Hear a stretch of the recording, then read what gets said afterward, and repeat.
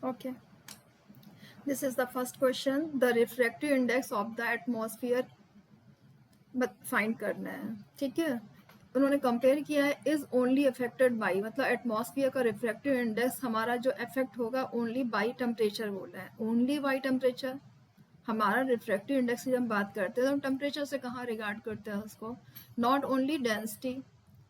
अब उन्होंने बोला नॉट डेंसिटी, फिर से ध्यान से सुनो, refractive index of the atmosphere. अगर हम रिफ्रैक्टिव इंडेक्स के बारे में बात कर रहे हैं तो वो किससे रिलेटेड है, कहीं ना कहीं हमारी ये, जब हम बात करते हैं रिफ्रैक्टिव इंडेक्स तो इसका मीन्स है कि this is related to optical density, right. ये ऑप्टिकल डेंसिटी से रिलेटेड है। अगर ये ऑप्टिकल डेंसिटी से रिलेटेड है तो इन्होंने बोल दिया नॉट डेंसिटी, तो ये पॉइंट तो हमारा फिनिश, तो इसको एलिमिनेट कर दिया।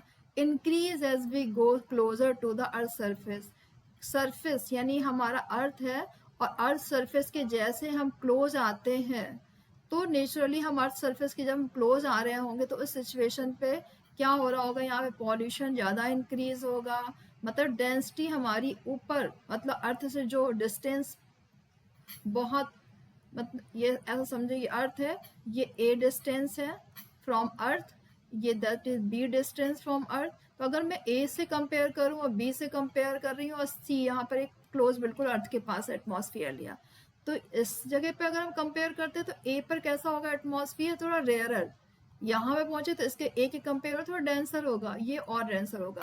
मतलब कि अगर हम डेंसिटी अगर फाइंड करना चाहते हैं, ठीक है, तो हम क्या देखेंगे, ए की डेंसिटी, ऑप्टिकल डेंसिटी सबसे कम, बी थोड़ा इंक्रीज हुआ, एंड सी की क्या है, ऑप्टिकल डेंसिटी सबसे ज़्यादा। इट मीन्स इसका रिफ्रैक्टिव इंडेक्स एन सी का सबसे ज़्यादा हो जाएगा। तो मीन्स अर्थ के सरफेस में जैसे क्लोज आएंगे तो उन्होंने बोला इंक्रीज, क्या इंक्रीज, रिफ्रैक्टिव इंडेक्स, ठीक है। रिफ्रैक्टिव इंडेक्स इंक्रीज कब, एटमॉस्फेयर के बारे में बात कर रहे हैं अर्थ के क्लोज पे, तो ये पॉइंट हमारा करेक्ट है। नेक्स्ट पॉइंट भी देख रहे थे, रिमेन वन एवरीवेयर। एवरीवेयर नहीं, ऐसा नहीं है, हमारा एयर का रिफ्रैक्टिव इंडेक्स अप्रोक्स लिया गया है वन, वो समथिंग 1.33 समथिंग कुछ होता है, तो उसको उन्होंने कितना लिया, वन लिया है। लेकिन एवरीवेयर नहीं है कि हमारा रिफ्रैक्टिव इंडेक्स मीडियम पे डिपेंड करेगा, अलग अलग मीडियम पे डिफरेंट रिफ्रैक्टिव इंडेक्स होता है, तो ये पॉइंट को भी एलिमिनेट कर देना है। Decrease as we go closer to the earth surface, अरे डिक्रीज कैसे होगा, अगर हमारी डेंसिटी इंक्रीज हो रही है तो रिफ्रैक्टिव इंडेक्स भी इंक्रीज होगा, तो ये भी पॉइंट कैसा होगा, रॉन्ग हो गया, ठीक है। तो इस तरीके से ऑप्शन क्या हुआ हमारा, बी ऑप्शन करेक्ट है। नेक्स्ट क्वेश्चन पे आते हैं, the real object is kept at the distance of equal to the radius of curvature, radius of curvature, radius of curvature जो होता है हमारा, वो इसकी बात करें तो वो किसके इक्वल है, हमारा सेंटर ऑफ कर्वेचर के इक्वल है, जिसको हम सी से डिनोट करते हैं, ठीक है। तो centre of curvature equal to radius of curvature होता है, क्लियर। और ऑब्जेक्ट को उन्होंने कहाँ पे प्लेस किया, रेडियस ऑफ कर्वेचर पे प्लेस किया है। तो हमारा इमेज जब बनानी होगी तो हमें कैसे बनेगी, एक रे है जो प्रिंसिपल एक्सिस के पैरेलल में आ रही है। तो रूल नंबर, जब भी हमें ये इमेज बनानी है इसकी, तो पहला रूल क्या है कि हमारी फर्स्ट रे विल पास कैसे, पैरेलल टू प्रिंसिपल एक्सिस, और जैसे ही मिरर से रिफ्लेक्ट होगी, जैसे ही मिरर से क्या होगी, रिफ्लेक्ट होगी, तो रिफ्लेक्ट होकर कहाँ से पास होगी, प्रिंसिपल एक्सिस के किसी एक पॉइंट से, that point is known as a focal point. तो फोकल पॉइंट से क्या करेगी, पास होगी वो रेज। एक सेकंड, मैं दूसरा कोई कलर लेती हूँ, तो ये फोकल पॉइंट से पास हो रही है, फाइन। तो ये हमने लिया फोकल पॉइंट से पास हो रही, तो पैरेलल जब गई तो वो पास किस तरफ हुई, फोकल पॉइंट से। हमें सेकेंड रे भी चाहिए, तो मैंने सेकेंड रे के लिए एक बोला था कि या तो भी पोल तक आ सकती है, एक रे ऐसे आएगी, ठीक है। चलो हम ड्रॉ करते हैं, ये रे ऐसे गई किस पे, पोल पे। अगर पोल से जाती है तो जिस एंगल पे है उतनी एंगल पे वो रिटर्न भी होती है, करेक्ट ना, उतने ही एंगल से क्या होती है, रिटर्न भी होती है। तो जब उतने ही एंगल से रिटर्न होगी तो फिर वो क्या बनाएगी, इमेज जहाँ पर ये दो रेस कट हो रही होंगी उस जगह पर वो अपनी इमेज को क्रिएट करेगी। तो हमने क्या देखा कि सेंटर ऑफ कर्वेचर पे जब ऑब्जेक्ट प्लेस था तो सेंटर ऑफ कर्वेचर पे ही इमेज फॉर्म हुई। ये इमेज ज़रूरी नहीं थी कि हम इसी जगह से ये रे को डाल सकते थे। हमारी रे ऐसा भी हो सकता था कि हम दूसरा कलर लेते हैं, सपोज ये वाला कलर लिया, और हम इस रे को यहाँ से पास कर रहे होते फोकल पॉइंट से, तो फिर क्या होता, अगर फोकल पॉइंट से कोई रे पास हो रही होती तो पैरेलल, पैरेलल है तो फोकल पॉइंट से तो पैरेलल पास होगी, तो मतलब ये ऐसे पास होती तो भी उसी पॉइंट पे आके कट होती। मतलब हम किसी भी टू रेस को एटलीस्ट हमें रिक्वायर्ड है, कोई भी हमको ऐसा मिरर डायग्राम बनाना है, ऑब्जेक्ट और इमेज क्रिएट करनी है, तो उसके लिए बहुत ज़रूरी कि एटलीस्ट हमारे पास क्या होनी चाहिए, टू रेज कंपलसरी है। फाइन, तो या तो हम फोकल से लेते हैं तो पैरेलल जाती है प्रिंसिपल एक्सिस के, और रिटर्न कैसे होती है, फोकल पॉइंट से। अगर फोकल पॉइंट से जा रही है तो प्रिंसिपल एक्सिस के पैरेलल पास हो वापस जाएगी, और अगर वो पोल पर आकर के क्या हो रही है, रिफ्लेक्ट होती, इंसिडेंट होती है, तो वो रिफ्लेक्ट होकर कहाँ जाएगी, उतने ही एंगल से हमारी रिटर्न होगी प्रिंसिपल एक्सिस के दूसरे साइड पे। फाइन, तो इससे हमें क्या कंक्लूजन निकलता है, आंसर बताओ। तो आंसर ये है हमारा कि हमने देखा कि जो इमेज बनी हमारी वो किस टाइप की बन रही है, ये एक्सिस जो है नीचे की तरफ, राइट। अगर हम इसे देखें तो ये प्रिंसिपल एक्स एक्सिस है, ये माइनस एक्स एक्सिस है, ये प्लस का वाई एक्सिस है, ये माइनस वाई एक्सिस है। मतलब ऑब्जेक्ट नीचे की तरफ यानी माइनस वाई एक्सिस पे बन रही है, राइट ना। और जस्ट उसी के नीचे मतलब सेंटर ऑफ कर्वेचर के जस्ट नीचे, यानी पोजीशन की अगर बात करें तो सेंटर ऑफ पोजीशन, मैंने पहला बोला कि पोजीशन क्या है, तो आपने बोला सेंटर ऑफ कर्वेचर पे। सेकंड मैंने क्वेश्चन पूछा नेचर कैसा है, तो नेचर हम क्या देख रहे हैं, नेचर ये है कि वो इन्वर्टेड है, और जो भी इमेज हमारी इन्वर्टेड है ये भी हमने देखा हुआ है, पढ़ा है कि इन्वर्टेड इमेज है तो वो कैसी है, रियल है। ठीक है, ये हमारी इन्वर्टेड इमेज, जितनी भी इन्वर्टेड इमेज बनती है वो सब सारी की सारी रियल होती हैं, और रियल वर्चुअल को मैं डिफाइन कर चुकी हूँ, अभी मैं फिर से नहीं करूँगी। फाइन, तो ये हो गया हमारा रियल इमेज बन रही है। नेक्स्ट क्या है, साइज मैंने बता दिया, ओके पोजीशन बता दिया, नेचर बताया, साइज के बारे में बात करते हैं कि साइज कैसा है। तो जब सेंटर ऑफ कर्वेचर है देखो एग्जैक्ट सेम साइज का बना है, तो साइज को हम क्या लिखेंगे, सेम साइज है, करेक्ट। तो हमें दूसरी चीज मालूम पड़ेगी सेम साइज है। अब इसके अकॉर्डिंग हम इसमें ऑप्शंस पे देखते हैं। ऑप्शन ए, ये ए दिया है, बी, सी एंड डी। तो रियल इन्वर्टेड, ओके रियल है, इन्वर्टेड है, सेम साइज है, एज ऑब्जेक्ट के equal, okay, form at 2f। 2f का मतलब क्या है, 2f मतलब हमारा सेंटर ऑफ f का डबल। f का डबल क्या होता है, यानी 2f किसके इक्वल होता है, सेंटर ऑफ कर्वेचर के इक्वल। तो उसने पोजीशन बताई है सेंटर ऑफ कर्वेचर, मीन्स हमारा फर्स्ट ऑप्शन ही करेक्ट है, तो आंसर इज ए। ओके ठीक है, अब हम नेक्स्ट क्वेश्चन पे आते हैं। नेक्स्ट क्वेश्चन है full length image of distant tall building can definitely be seen by using, okay हमारी एक टॉल बिल्डिंग है, उस बिल्डिंग को हमें क्या करना है, उसकी इमेज को देखना है हमें। तो उन्होंने इमेज को देखने के लिए उन्होंने कुछ मिरर रखे यहाँ पर ऑप्शंस में, फिर पूछा है कि अगर हमें टॉल बिल्डिंग पूरी कंप्लीटली दिखनी है, और वो टॉल बिल्डिंग हमारे सपोज हम एक जगह इस प्लेस पर खड़े हुए हैं और हमारे सामने यहाँ पर कहीं दूर पे एक टॉल बिल्डिंग है, ठीक है। तो ये बिल्डिंग को हमें क्या करना है, यहाँ पे खड़े होकर इसको देखना है। इस सिचुएशन पे हमें किस मिरर की रिक्वायरमेंट होगी, ठीक है, हमें इसमें से कौन सा ऑप्शन है करेक्ट है। उन्होंने बोला plane mirror, concave mirror, convex mirror and all of these. हम प्लेन मिरर को तो इसमें से हटा देंगे। प्लेन मिरर का अगर कोई दूर बिल्डिंग है उसे प्रॉपर इमेज अगर देखनी है पूरी फुल लेंथ, तो नेचुरली हम अपने घर पे लगा करके फुल लेंथ उस बिल्डिंग को तो नहीं देख सकते हैं। सेकंड ऑप्शन है कॉनकेव एंड कॉन्वेक्स की बात करते हैं तो कॉनकेव एक मिरर है जिसपे हमारी इमेज एक सिचुएशन पर कैसी होती है एंड लार्ज इमेज बनती है। और कॉन्वेक्स की अगर बात करें तो कॉन्वेक्स में सारी हमारी इरेक्ट तो बनती है लेकिन कैसी होती है, स्मॉल डिमिनिश्ड इमेज बनती है। तो कॉन्वेक्स वाला भी एलिमिनेट हो गया, प्लेन भी एलिमिनेट हो गया। जब ये दो एलिमिनेट हो गए तो ऑल ऑफ दिस तो हो ही नहीं सकता, ये भी गया, बचा है क्या option, concave mirror. Concave mirror में कब, जब सी एंड एफ, मतलब हम मिरर को इस तरीके से एडजस्ट करें कि हमारी बिल्डिंग जो है किस जगह प्लेस दिखाई दे, वो बिल्डिंग हमें सी एंड एफ के बिटवीन प्लेस दिखाई दे। अगर ऐसी सिचुएशन होती है तो हम मिरर पे उसकी रियल इमेज को देख सकते हैं एंड लार्ज पूरी फुल लेंथ इमेज को can be seen by concave mirror.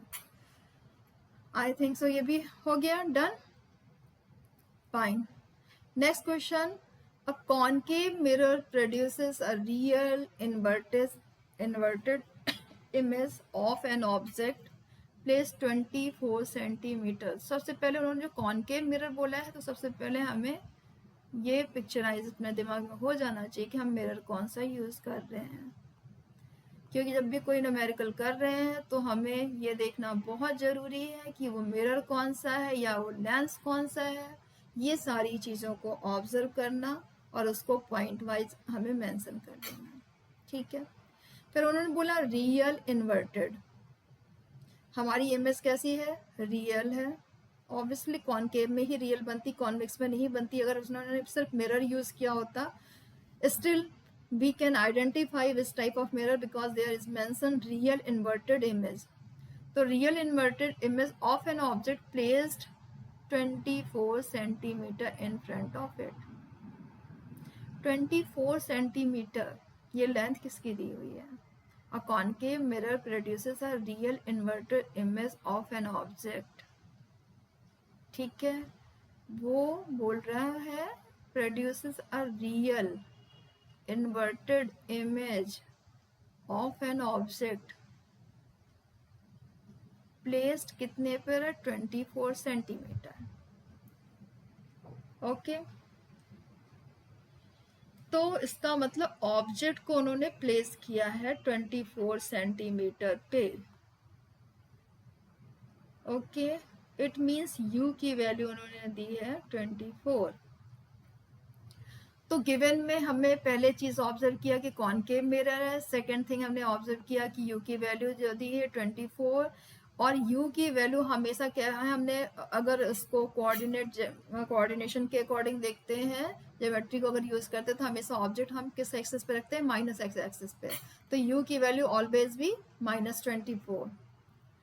The image is 3 centimetre 3 times larger, एक सेकेंड इसको करेक्ट करने दो, 3 times larger than the object, 3 times larger, समझ रहे हो, 3 टाइम्स लार्जर मतलब मैग्निफिकेशन उन्होंने दिया हुआ है। ऑब्जेक्ट्स के कंपेयर में कोई भी चीज कितनी बड़ी या छोटी है, अगर m की वैल्यू हमने बोला है 3 टाइम लार्जर है, मतलब सपोज करो पहले m की जो ऑब्जेक्ट थी, हाइट थी, वो है ho, उसकी वैल्यू सपोज करो x है, तो हमारी इमेज की हाइट जो है, मतलब साइज की बात कर रहे हैं तो हाइट की बात होगी, तो वो 3 टाइम मीन्स 3x हो जाएगी। इट मीन्स m की वैल्यू को अगर हम सॉल्व करते हैं तो hi/ho ही होता है ना फॉर्मूला, ये सारा करना नहीं, एक्सप्लेन कर रही हूँ जस्ट। तो हमें क्या है, hi की वैल्यू 3x है और ये x है, इट मीन्स सिंप्लीफाई हुआ तो m की वैल्यू क्या निकल के आई, 3 टाइम।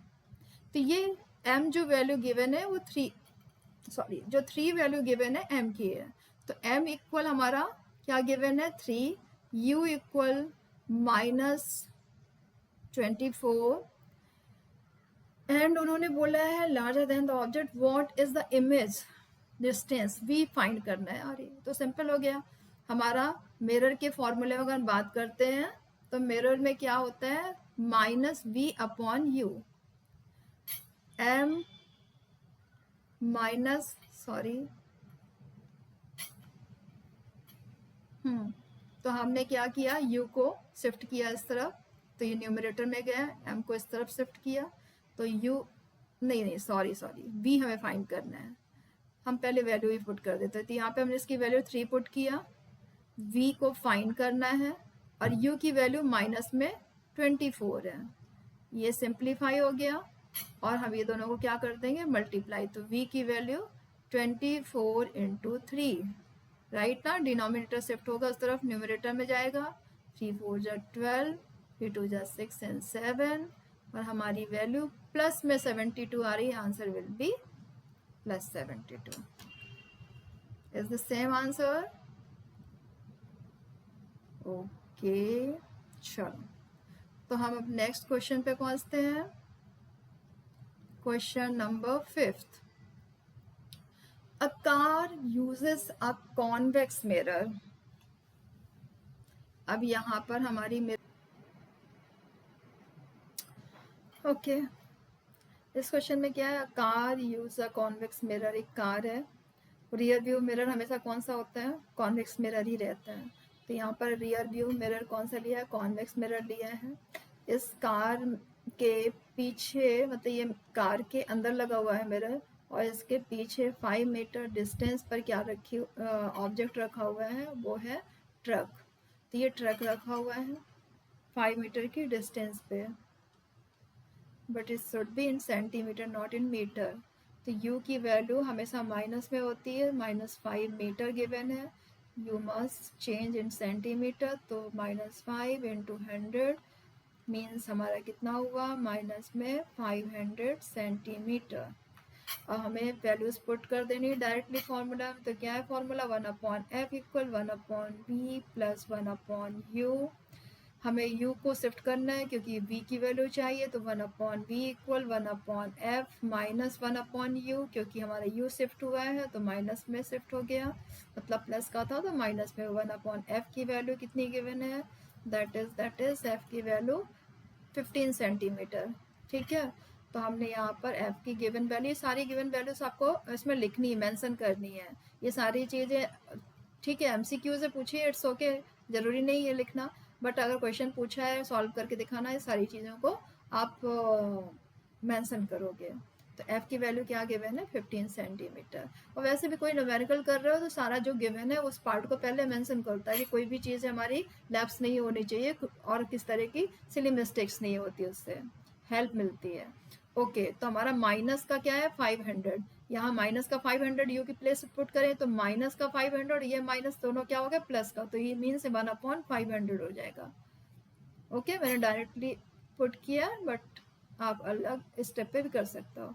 अब हमें क्या है, 15 एंड 5, इसको अभी 100 को अगर हम अलग कर देते तो 1/5, और अगर 1/15 होता तो हम क्या लेते हैं, एलसीएम दोनों में, तो हमारा एलसीएम आता है इस पे 15, ठीक है, तो हमने सपोज 15 ले लिया, और ये 20 हमने यहाँ मेंशन कर दिए तो 1500 क्या हो गया, इसका एलसीएम हुआ, तो 15 से 15 कैंसिल, बचा क्या, 100, समझ रहे हो, सॉल्व करना आता है ना, हमारा डिवाइड कर रहे हैं, तो 1500 को हमने डिवाइड किया 15 से, तो क्या हुआ, 100 ना, और 100 का मल्टीप्लाई 1 से, तो मीन्स हमारा ऊपर नीचे क्या करना चाहिए, 100 मल्टीप्लाई करें तो 1500 होगा, यहाँ 5 का मल्टीप्लाई ऊपर नीचे कर रहे हैं तो 1500 होगा, मीन्स यहाँ पर 100 आया, और यहाँ पे 5 मल्टीप्लाई, यहाँ पे 5, तो 1500 है, मीन्स ये 5 हो गया, सॉरी 3 हो गया, 5 नहीं 3, ओके।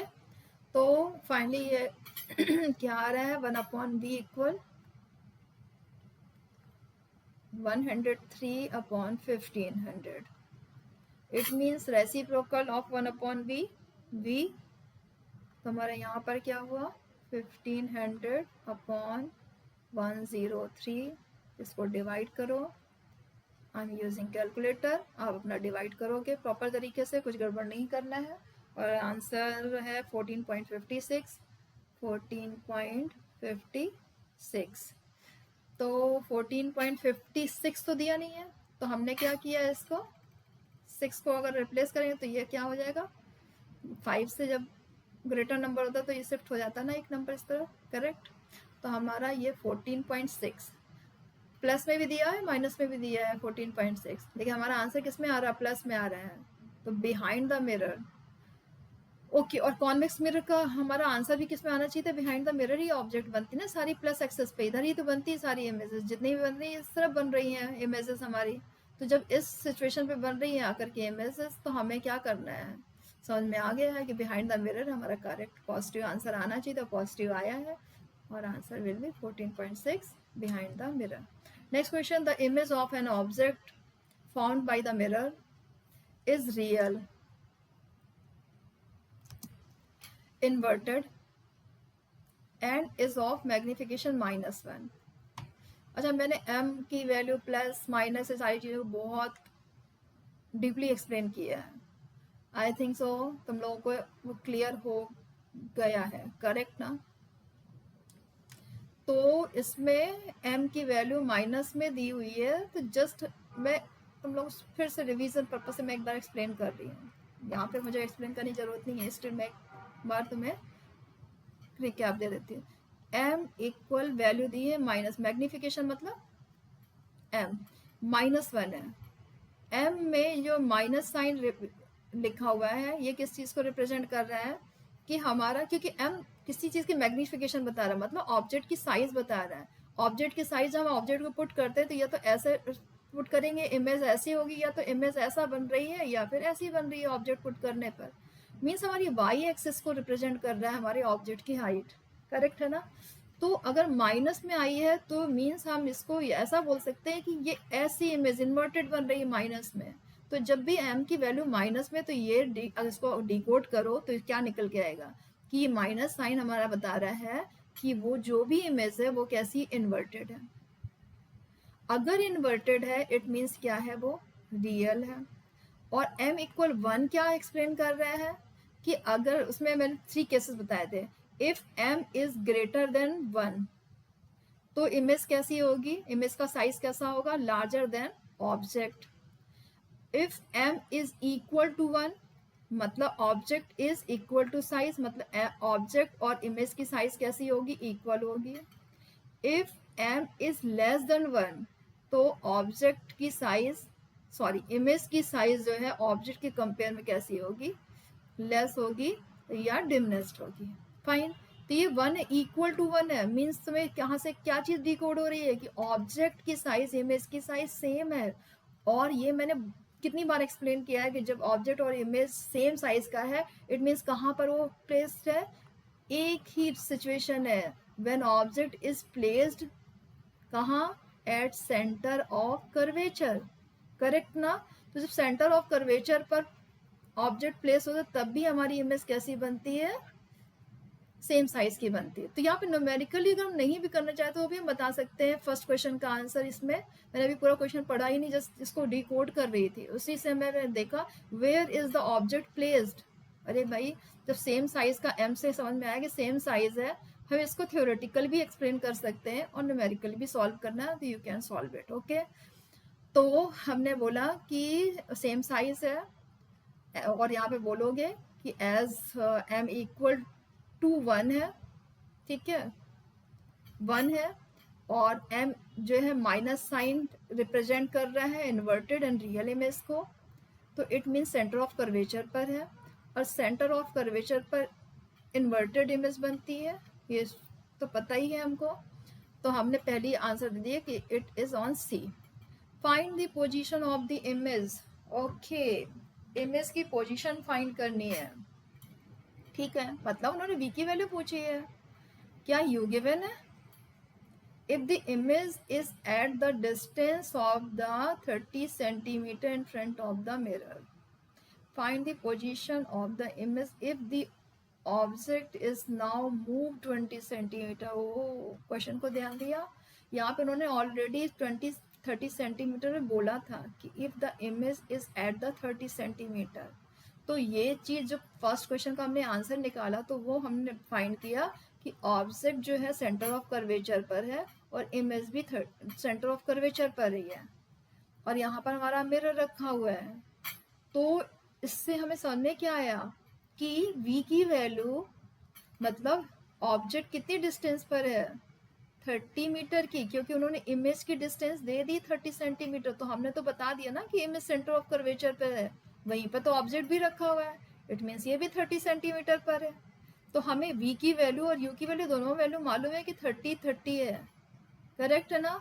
लेकिन अभी उन्होंने आगे क्वेश्चन चेंज किया है, image find the position of image, मतलब हमें एक नई सिचुएशन क्रिएट कर दी है, उसमें v पूछा है क्वेश्चन मार्क कि क्या वैल्यू होगी if the object is now move 20 centimetre towards the mirror, 20 centimetre towards the mirror, मतलब हमें अगर ये c की वैल्यू मालूम है 30 सेंटीमीटर है, तो हम f भी फाइंड कर सकते हैं, मीन्स f की वैल्यू क्या हो जाएगी हमारी 15। तो अगर ये f है और ये c है, तो c की वैल्यू हमारी इमेज की डिस्टेंस क्वेश्चन में गिवन है, और उससे हमने भाई फाइंड कर लिया कि भाई अगर इमेज की डिस्टेंस गिवन है और सेंटर ऑफ कर्वेचर में बन रहा है, तो उसका मतलब u और v सेम है, और u और v सेम है, उससे हमें समझ में आया सेंटर ऑफ कर्वेचर की वैल्यू भी सेम है।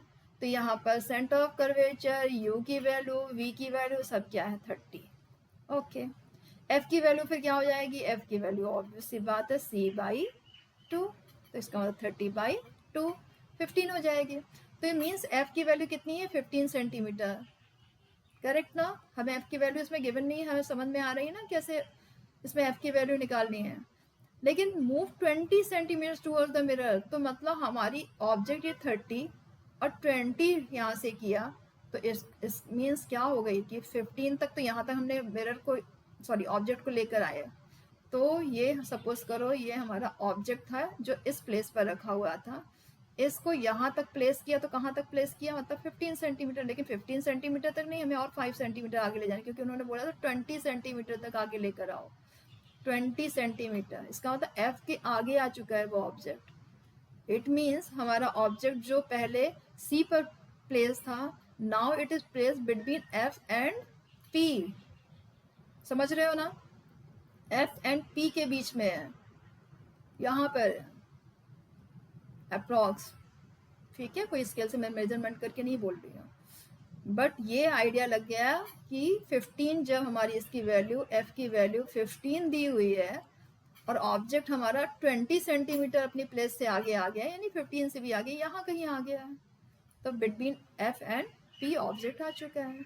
Okay, what is the nature of the image, जब f एंड p के बीच में कोई ऑब्जेक्ट प्लेस्ड होता है तो इमेज की नेचर के बारे में पूछा है, और कॉनकेव मिरर है, और कॉनकेव मिरर के लिए हमें क्या करना है, कॉनकेव मिरर है और f एंड p के बीच में ऑब्जेक्ट प्लेस्ड है, उसके लिए इरेक्ट इमेज होती है, वर्चुअल इमेज होती है, एंड लार्ज इमेज होती है, यही सारी चीज़ें से मेंशन करना है, डन, करेक्ट, यही है ना।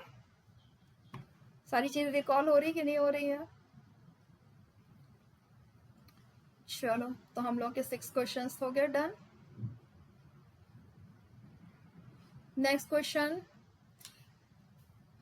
Where the centre of the curvature of concave and convex, theoretical question है, ये तुम लोगों को याद हो, और इस चीज़ को मैं कितने इमेजेस में समझा चुकी हूँ, ये नई चीज़ नहीं है। हमारे पास अगर कॉनकेव मिरर होता तो सारा फोकल लेंथ की बात करें या सेंटर ऑफ कर्वेचर की बात करते हैं, तो कॉनकेव मिरर में यहीं पर सेंटर ऑफ कर्वेचर, इसी तरह फोकल लेंथ, मतलब focal length, centre of curvature, radius of curvature, सारे का सारा सब कुछ जो भी है वो इसी साइड पर, यानी कि माइनस एक्स एक्सिस की तरफ है। बट अगर हम कॉन्वेक्स मिरर में बात करते हैं, तो कॉन्वेक्स मिरर में सारी चीज़ें कैसी हो जाती हैं, यहाँ फोकल लेंथ वो आकर के ऐसे आती है और डैश डैश डैश ऐसे जाकर के कहीं मीट होती है, तो पीछे की तरफ सब सारी चीज़ें बन रही हैं, यानी फोकल लेंथ यहाँ पर, सेंटर ऑफ कर्वेचर ऑब्वियसली यहाँ पर है। तो उसके लिए उन्होंने पूछा क्या क्वेश्चन, यही तो पूछा है ना उन्होंने कि where the centre of the curvature of the concave and convex, तो सेंटर ऑफ कर्वेचर किधर है, ये in front of the mirror है साइनी सरफेस की तरफ, और ये बिहाइंड द मिरर है बट किस तरफ, पॉलिश सरफेस की तरफ। तो ये दोनों चीज मेंशन कर दिया as given in this answer, एक बार खुद रीड कर लो आंसर को। The centre of curvature lies in front of the mirror on the same side as the reflecting surface and incident light reflecting surface मतलब shiny surface. And incident light जो आ रही है ray, it is at a distance equal to the radius of the curvature from the pole with the focus midway between the between them. ये रखा हुआ है। The center of curvature C, इसमें क्या है, lies behind the mirror on the non-reflecting side. The focus F is also behind the mirror, half way of, एक second क्या हो गया, तो और वही चीज़ उन्होंने बोली है कि क्या होता है, हमारा फोकल लेंथ होता है सेंटर ऑफ कर्वेचर का हाफ होता है, ऐसी सारी चीज एक्सप्लेन करिए भाई, ये सब कुछ कोई नया नहीं है। A spherical mirror forms a real image, magnification -1, screen centimetre में दे दिए है, on a screen 40 centimetre. Okay देखो यहाँ पे दिया ना स्फेरिकल मिरर, यहाँ पर दे दिया उन्होंने, बताया नहीं है कि कॉनकेव है कॉन्वेक्स है। जब भी हमें स्क्रीन की बात होती है, स्क्रीन का मतलब किस चीज़ को रिप्रेजेंट करता है, रियल इमेज को। Screen on a screen 40 centimetre away, image screen पे बन रही है, स्क्रीन पर बन रही है, मीन्स 40 सेंटीमीटर पर स्क्रीन रखा हुआ है, तो इमेज भी तो 40 सेंटीमीटर पे ही होगी, तो रियल इमेज 40 सेंटीमीटर बन रही है। Identify the type of the, तो रियल इमेज मिरर की बात करते हैं और रियल इमेज बन रही है, स्क्रीन डिफाइन कर रहा है कि it is a real image, okay, that can be touch.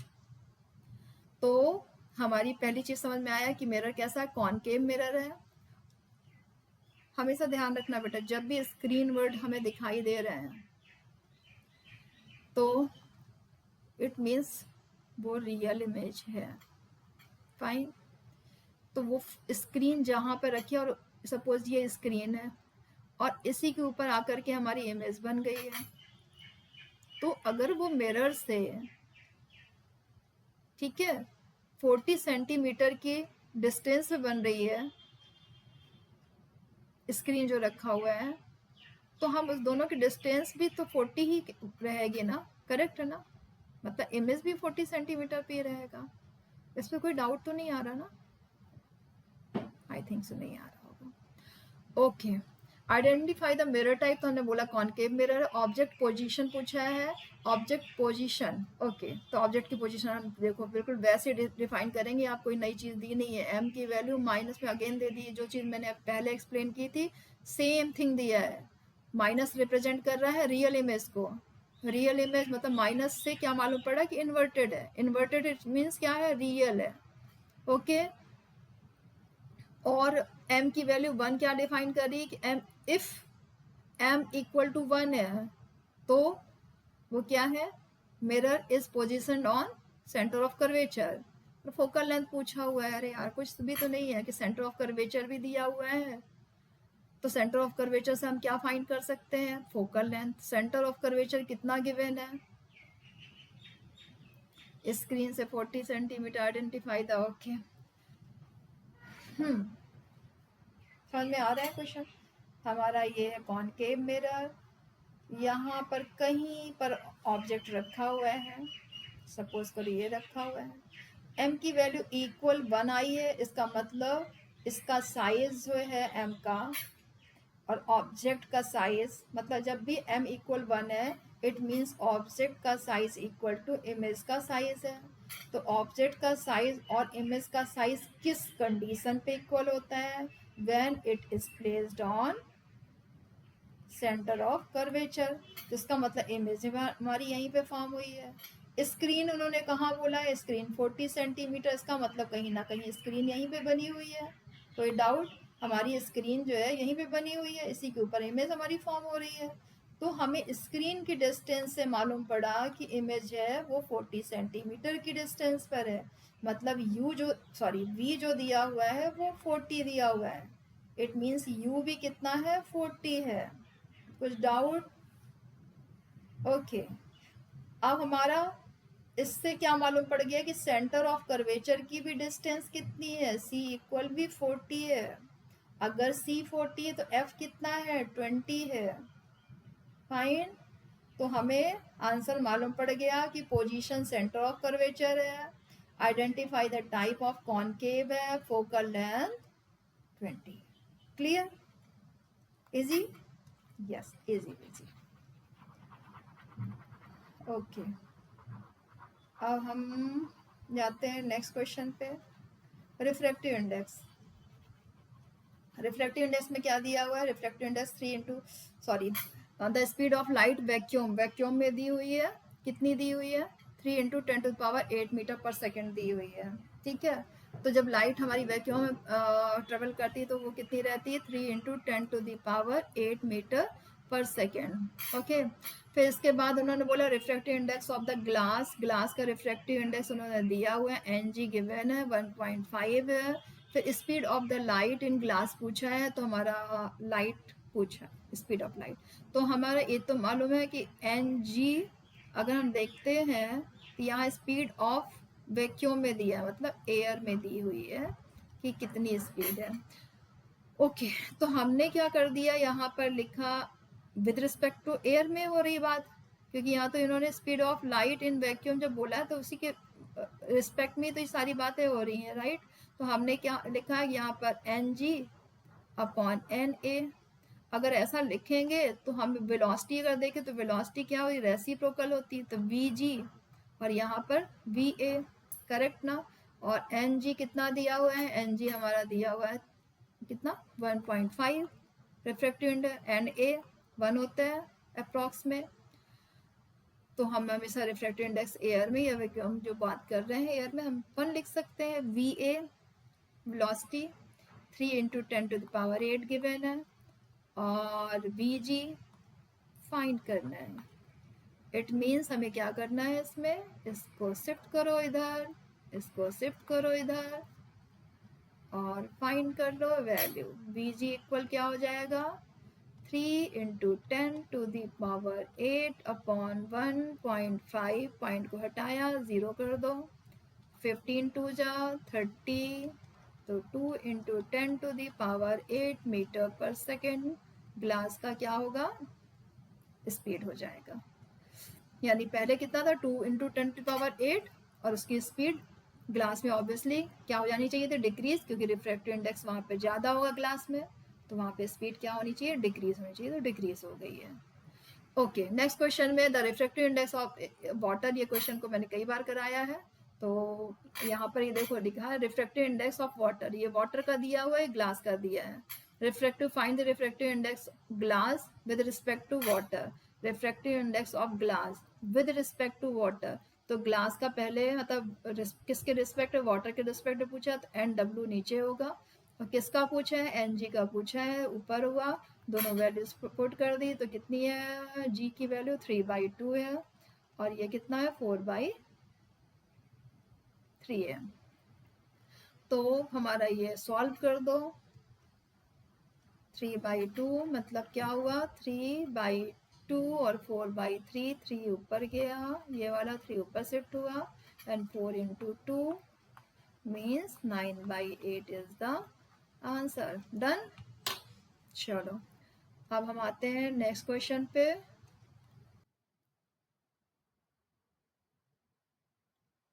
Okay, तो नेक्स्ट क्वेश्चन में केस बेस्ड स्टडी क्वेश्चन है. तो इस क्वेश्चन में क्या गिवन है? A light ray travels from the air. Refractive index का गिवन है इनटू द, वैसे भी मैं कई बार बता चुकी हूँ एयर में रिफ्रैक्टिव इंडेक्स हमें 1 ही लेना है, ठीक है.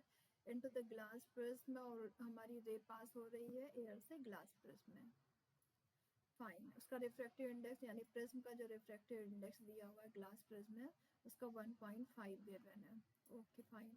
At the angle of the incident 45 degree, मतलब हमारी सपोज करो एक रे आ रही है, ऐसे आ रही है, और यहाँ पर हमने कोई परपेंडिकुलर लाइन डाल दिया है 90 डिग्री पर, तो ये क्या करेगी? किस किस तरफ आएगी वो लाइट हमारी?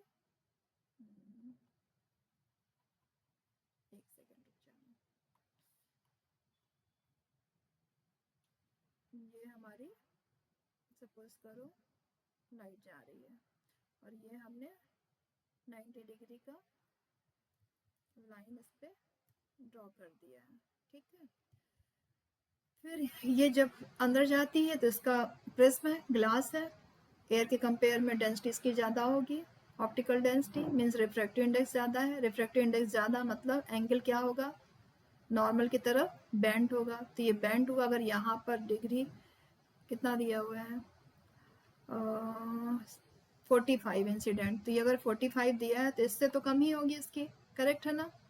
तो आगे पूछा using the Snell law, formula उसका उन्होंने मेंशन किया है, ये यहाँ पे फॉर्मूला गिवन है। The angle of the refraction inside the glass, angle of refraction, ये angle of refraction inside the glass is calculated to be approximately 30 degree. उन्होंने बोला है कि यहाँ पर जो उन्होंने कैलकुलेट किया है वो अप्रॉक्सीमेट कितना किया, 30 डिग्री किया है। ओके चलो देखते हैं क्या होता है। ओके फर्स्ट क्वेश्चन है what is the speed of light in the glass, what is the speed of light in the glass. Glass में स्पीड ऑफ लाइट पूछी है, इसका मतलब हमें रिफ्रैक्टिव इंडेक्स के रेफरेंस में ही हम स्पीड ऑफ लाइट को क्या कर सकते हैं, कैलकुलेट कर सकते हैं। रिफ्रैक्टिव इंडेक्स ऑफ ग्लास हमें लिखना है, रिफ्रैक्टिव इंडेक्स ऑफ एयर यहाँ मेंशन करना है। इनवर्सली प्रोपोर्शनल वेलोसिटी है, रिफ्रैक्टिव इंडेक्स ऑफ ग्लास इधर है तो वेलोसिटी ऑफ ग्लास किधर होगी, इधर होगी, करेक्ट है। और वेलोसिटी ऑफ एयर कहाँ पर होगा, यहाँ न्यूमरेटर में थी, डिनोमिनेटर में होगा। ये क्लियर है ना ये चीज़। ओके अब आता है रिफ्रैक्टिव इंडेक्स ऑफ ग्लास कितना गिवन है, वो हमारी मेंशन है, वैल्यू कितनी दी थी 1.5 गिवन है, Na 1 है, Va 3 × 10⁸ है और Vg को हमें फाइंड करना है। इसको शिफ्ट करो इधर, ये इधर शिफ्ट होगा और इसको सॉल्व करो। Vg की वैल्यू 3 × 10⁸ अपॉन 1.5, पॉइंट को हटाया, 0 इधर लगाया, 15 2 जा 30 मतलब 2 × 10⁸ मीटर पर सेकेंड क्या आ जाएगी हमारी वेलोसिटी। तो ये देखो यहाँ पर हमने कैलकुलेशन दिया हुआ है, 2 × 10⁸ इसकी वेलोसिटी कैलकुलेट करके आ गई। तो ओवरऑल ये कि रिफ्रैक्टिव इंडेक्स जब भी हमें वेलोसिटी पूछ रहा है तो हमें उसका रिलेशन मालूम होना चाहिए। तो हमने पहले ही मेंशन किया है कि रिफ्रैक्टिव इंडेक्स क्या होती है, वेलोसिटी के इनवर्सली प्रोपोर्शनल, यही बोला था ना, रिफ्रैक्टिव इंडेक्स वेलोसिटी की इनवर्सली प्रोपोर्शनल है। इस वजह से अगर हम n1/n2 लिखते हैं तो हमें यहाँ पर क्या करना पड़ेगा, v2/v1 होगा, v1/v2 नहीं, v2 इनवर्सली है, ठीक है। तो इनवर्सली प्रोपोर्शनल हमने ऐसे मेंशन किया, तो इसमें हमने v1 और v2 लिखना नहीं था, हमको ग्लास और ए था, तो हमने vg और va मेंशन किया। तो हम लोग 1 2 भी लिख सकते हैं, ऐसा कुछ नहीं है, वो तो हमें रिप्रेजेंट करने के लिए कुछ वेरिएबल्स हैं और नथिंग। नेक्स्ट क्वेश्चन है इफ द रे emerges from the prism back into the air. अच्छा जो हमारी रे गई थी प्रिज्म के अंदर, ठीक है, अब वो रे जो अंदर गई है वो क्या कर रही है, यहाँ से गई अंदर, सपोज करो वो थोड़ा टिल्ट हुई, फिर यहाँ से क्या हो रही है, फिर पास हो रही है बाहर। तो जो यहाँ पर अगर नॉर्मल बनाएंगे तो क्या होगी, अवे फ्रॉम द नॉर्मल हो जाएगा, करेक्ट है ना, इस एंगल से ये वाला एंगल बड़ा हो जाएगा। तो वो उन्होंने क्या सिचुएशन क्रिएट की, the angle of the refraction, हाँ angle of refraction 60 degree, what will be the angle of incident, मतलब एंगल ऑफ रिफ्रैक्शन, मतलब यहाँ पर जब अंदर से बाहर की बात कर रहे थे एंगल इंसिडेंट ये हुआ, समझ रहे हो ना। जब मैं रेज यहाँ से आ रही थी, फर्स्ट स्टेज ये था, तब हम एंगल ऑफ इंसिडेंट इसको बोला और एंगल ऑफ रिफ्लेक्शन यहाँ हुआ, ये रे और आगे बढ़ी। अब इंसिडेंट प्रिज्म से बाहर जा रही है, तो नई सिचुएशन क्या है, ये प्रिज्म से रे है और ये जब बाहर जा रही है तो क्या हो रही, अवे फ्रॉम हो रही है। तो ये वाली सिचुएशन यहाँ पर एंगल जो अंदर बन रहा था, अंदर वाला एंगल क्या हुआ, इंसिडेंट होगा और ये रिफ्लेक्शन हो जाएगा। तो जो रिफ्लेक्शन एंगल है उसकी वैल्यू कितनी दी हुई, 60 डिग्री दी हुई है, फाइन। तो अगेन हम वही वाला फॉर्मूला इसमें अप्लाई करेंगे जो इन्होंने केस बेस में एक्सप्लेन किया है, कौन सा, Snell law, n1 sin i n2 sin r, ठीक है।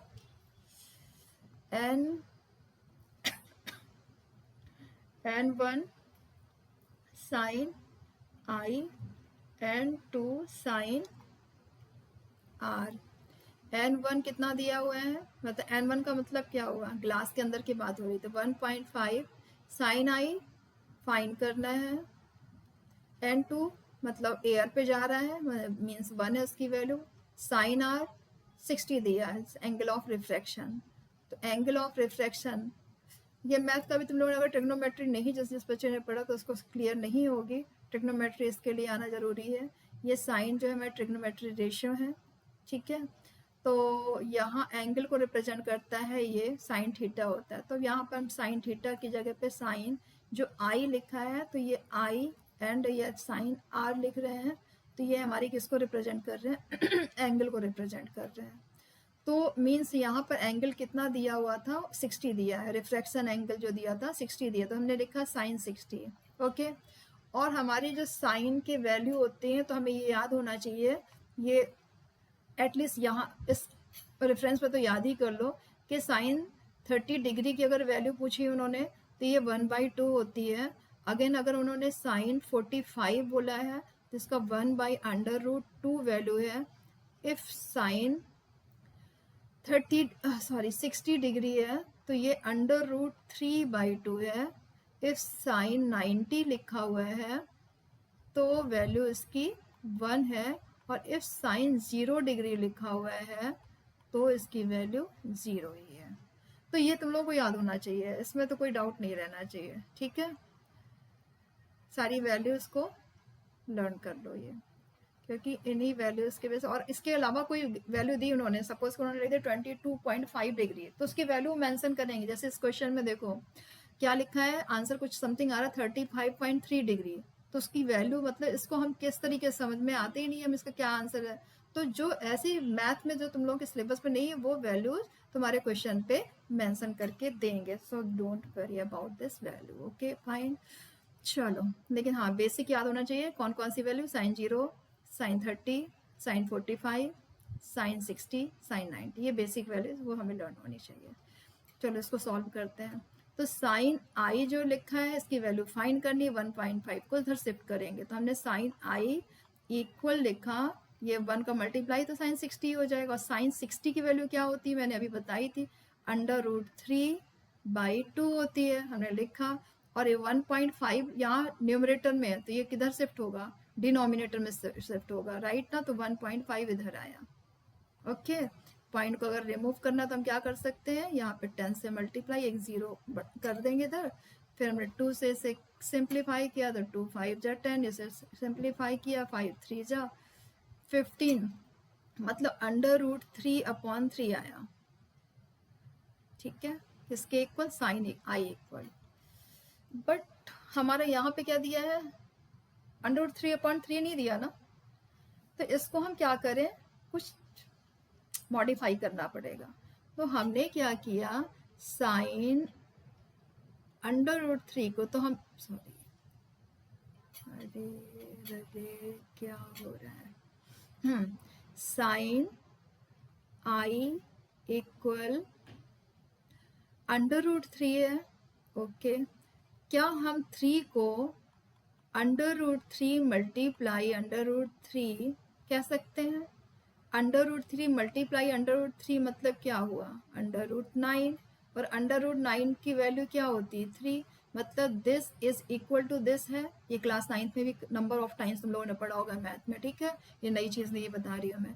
तो मीन्स हमने 3 को क्या लिखा, √3 मल्टीप्लाई √3। अब ये कैंसिल हुआ तो क्या आया, 1/√3। इट मीन्स साइन आई जो हमारा आया है वो क्या आया, साइन आई इक्वल टू आया 1/√3, ओके। और हमने यहाँ बताया हुआ है कि 1/√3 को तुम क्या लिख सकते हो, साइन 35.3, ये क्वेश्चन में गिवन है। तो फिर हमने क्या किया, ये 1/√3 को हमने लिख दिया साइन 35.3, यहाँ लिखा है साइन आई, साइन से साइन कैंसिल, एंगल आई की वैल्यू क्या आई, 35.3। तो देखो हमें आंसर में कहीं ना कहीं उससे हिंट भी मिल रहा था कि ये क्यों दिया है, तो उसका कुछ मतलब होगा ना। तो हमें, लेकिन ये ऑब्वियसली प्रैक्टिस होनी चाहिए, हमने गेस कुछ और किया कुछ और सोचो आ रही है वैल्यू तब क्या करोगे। तो ऐसा नहीं है, हमें वैल्यूज मालूम भी होनी चाहिए, पूरा प्रोसीजर मालूम होना चाहिए, तो हम सॉल्व कर सकते हैं। ओके, चलो हम नेक्स्ट क्वेश्चन पे आते हैं, जल्दी ही फिनिश करना है इसको, बहुत टाइम हो गया। ओके, नेक्स्ट क्वेश्चन है why does the light bend towards the normal. यार तुम लोगों को ये मालूम ही है, when entering the glass of the glass from air. अब ग्लास फ्रॉम एयर, एयर से ग्लास में एंटर कर रही है, तो एयर से ग्लास में एंटर, एयर मतलब रेयरर, ग्लास मतलब डेंसर, डेंसर में जब करेगी तो क्या करेगी, ऑब्वियसली बेंड ही तो करेगी। तो उन्होंने पूछा है व्हाई लाइट बेंड, तो इसमें आप आंसर दे दो कि light bends towards the normal when entering from rare through denser. A glass is denser, so it bends to the normal. Okay, not big deal. Answer यहाँ पे गिवन भी है, इसको पढ़ना चाहो तो पढ़ भी सकते हो। ठीक है, इंक्रीज कर दो साइज। ओके, 14 सेंटीमीटर दिख रहा है। Calculate the refractive index, okay calculate the relative, यहाँ लिखा है, क्योंकि अगर रिफ्रैक्टिव इंडेक्स ऑफ ग्लास पूछा होता तो उन्होंने तो केस बेस्ड स्टडी में ही उन्होंने मेंशन ही कर दिया है, रिफ्रैक्टिव इंडेक्स ऑफ ग्लास 1.5, मतलब प्रिज्म ही तो है, ग्लास का ही तो है ना, तो वो मेंशन ही है। लेकिन यहाँ पे पूछा relative refractive index. Okay, relative, अब रिलेटिव है किससे रिलेटेड, हमारा प्रिज्म जब उन्होंने बनाया था तो ये लाइट पास कहाँ से आ रही थी, कहीं ना कहीं जो पास हो रही थी वो एयर से प्रिज्म में पास हो रही थी। तो एयर से जब प्रिज्म हो रही है तो रिलेटिव किसके रिलेटिव बात कर रहा है, एयर के रिलेटिव ही बात कर रहा है ना, राइट। एयर से ही तो प्रिज्म के अंदर लाइट पास हो रही है, तो किसके रिलेशन में बात हो रही है कि एयर से ग्लास में, तो सिंपली यानी उन्होंने बोला है रिलेटिव इंडेक्स, रिलेटिव इंडेक्स किसका, refractive index of glass, refractive index of glass with respect to air, मतलब Ng/Na। वेरी सिंपल ना यार, ये क्या दिया 1.5 and upon 1, answer will be 1.5। Done, very easy, बहुत इजी पेपर है और तुम लोगों को पूरा मैंने एक्सप्लेन किया था। ओके, लास्ट, हाँ last question, question number 12, assertion and reason दिया है, a concave mirror can be used by the dentist. Okay, पहले तो तुम लोगों को ये यूज ऑफ मिरर है, उसमें भी मैंने इस चीज को पढ़ाया हुआ है कि डेंटिस्ट हमारा कॉनकेव मिरर यूज करता है, कॉन्वेक्स, कॉनकेव है ना, क्योंकि कॉनकेव मिरर ही है, चाहे वो रियल सिचुएशन में हो या वर्चुअल, दोनों ही फेज में वो हमको एनलार्ज इमेज प्रोवाइड करता है। ओके, जब सी एंड एफ के बिटवीन होते हैं तो फिर वो हमारी एनलार्ज रियल इमेज बनती है, और जब एफ एंड पी के बिटवीन ऑब्जेक्ट होते हैं तो हमारी इमेज कैसी बनती है, वर्चुअल एंड एनलार्ज, इरेक्ट भी होती है, वर्चुअल इमेज मतलब इरेक्ट। तो ये चीज हम पता है हमको। ओके, हाँ, तो इसमें दिया है concave mirror can be used by dentists to see the magnified image of patient's teeth. Of course, हम जब टीथ के पास बिल्कुल क्लोज एफ एंड पी के बीच में ऑब्जेक्ट को सेट करते हैं, ऑब्जेक्ट मतलब टीथ को सेट करते हैं, ठीक है, तो हमने अपना मिरर लिया, कॉनकेव मिरर लिया, कॉनकेव मिरर लिया और उसको कहाँ पर, टीथ के पास क्लोज जाकर, किसके बिटवीन, एफ एंड पी के बिटवीन में टीथ को सेट किया, फोकस एंड पोल के बीच में। जब वहां पर ऑब्जेक्ट क्या होता है, प्लेस्ड होता है, तो इसकी एक एनलार्ज वर्चुअल इमेज क्रिएट होती है, इरेक्ट होती है, उसको हमें जब सीधा देखना है तो इरेक्ट भी है, एनलार्ज भी है, तो yes, assertion is right. When an object is placed between the pole and principal focus, यही तो है, अभी तो वही तो बात कर रहे थे कि pole and focus and pole के बीच की जो ऑब्जेक्ट होता है वही तो हमारी ये एनलार्ज और वर्चुअल इमेज बनाता है। तो उन्होंने रीजन में वही दिया हुआ है, इट मीन्स रीजन भी असर्शन को एक्सप्लेन करता है। तो assertion and reason both are correct and correct reason जो है correct explanation for A, तो हमारा ऑप्शन क्या हुआ A। ठीक है, तो इस तरीके से हमारा टेस्ट पेपर क्या हो गया, डन। चलो done done done, fine, okay, bye bye.